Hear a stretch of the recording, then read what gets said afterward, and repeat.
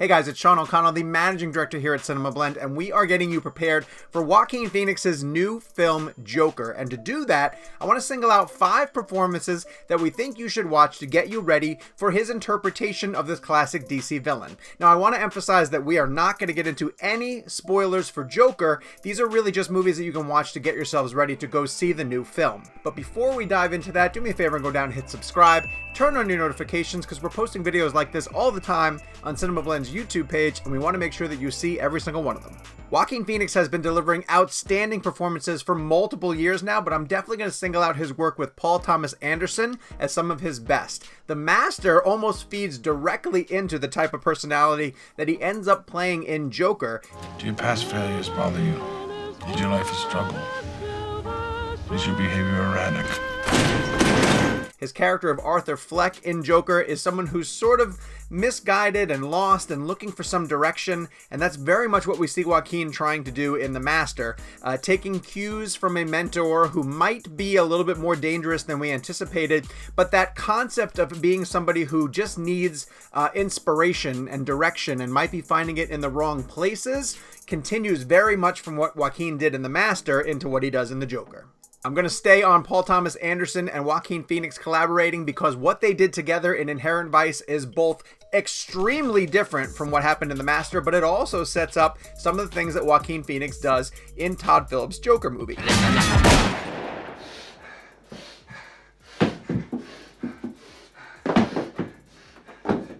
I get you! Now, with Joker, there's a lot of times where we don't really necessarily know how trustworthy he is as a narrator. Are the things that he's telling us actually true? Are they made up in his mind? Is he imagining some of this stuff, or is he lying to us?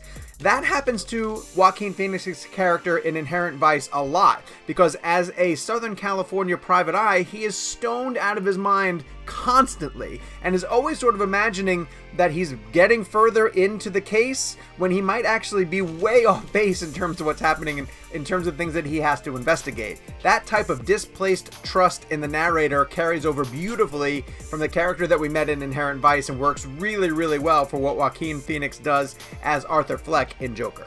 Some critics who reacted to Joker at the Toronto International Film Festival are saying, how come these people are not heaping the same sort of praise on Joaquin Phoenix for his portrayal of Joe in You Were Never Really Here? And I totally get the comparisons. They said you were brutal. I can be. I want you to hurt them. Both are sort of agents of vengeance who go out to sort of right what they perceive as wrongs. And Joe, in the Lynn Ramsey film You Were Never Really Here, embraces extreme violence, which opens the door for some really disturbing revelations about his character and about the world.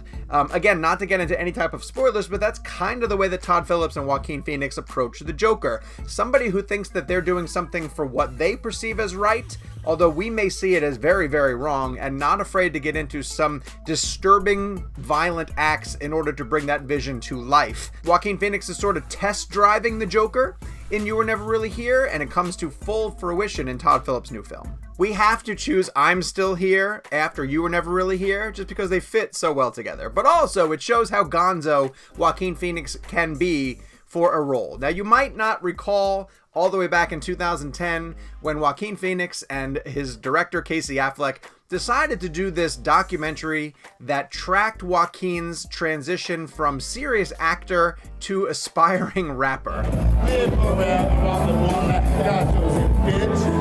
We still don't know 100% how much of this was just a huge prank being played on us as the media consuming audience, but Joaquin went so far as to go on David Letterman and totally torpedo the interview and his career for a short amount of time, and grew that disturbingly disheveled and unkempt beard and hide behind sunglasses forever. And part of it was Joaquin just sort of playing with the notion of his own celebrity. But I think the idea of disappearing into a role so wholeheartedly, yes, it's method, but also sort of commented on method acting, and I think sets itself up for the way that he needed to lose himself in the role of Arthur Fleck to eventually transform fully into the Joker. So this is a good time for you to go back and revisit the plunge that he took in 2010's film I'm Still Here. Finally, the 5th film I'm going to send you to go see before you check out The Joker is James Mangold's film Walk the Line. Now, there are parallels to Arthur Fleck and Johnny Cash, who is a brooding sort of self, has a dark intensity to him, a hint of danger that Joaquin Phoenix absolutely tapped into in order to bring the country singer to life. What have I done? Just hurt everybody I know. But Walk the Line also proved to the industry that Joaquin Phoenix could be a leading man. After years of supporting parts in films like Gladiator, which earned him his first Academy Award nomination, Walk the Line got Joaquin his second Oscar nomination and showed to the industry that he's somebody who could carry a film. He's been doing it since Walk the Line, and I think there's some really nice synergy to the fact that in this Oscar season, you're going to see Joaquin's Joker sort of competing against James Mangold's Ford versus Ferrari, because the two of them essentially came up together starting in 2005 with Walk the Line. So go back and check out Joaquin's portrayal of Johnny Cash to see how he became a leading man and eventually evolved to carry his own Joker film. Listen, you can't go wrong with any of Joaquin Phoenix's films, so pick whichever ones you want from his filmography to get yourselves ready for Joker, but these are the 5 that I think are really going to inform what he's trying to do with Todd Phillips in this great DC villain portrayal. The film will be in theaters on October 4th. If you have other suggestions, go down to the comments and let us know some of your favorite Joaquin Phoenix performances and some of the traces of Joker that you might have seen in his older roles. While you're down in that comment section, of course, do me a favor and hit subscribe and turn on your notifications because, again, we're posting videos like this all the time and we want to make sure that you guys can stay up to date with them and join the conversation in the comments.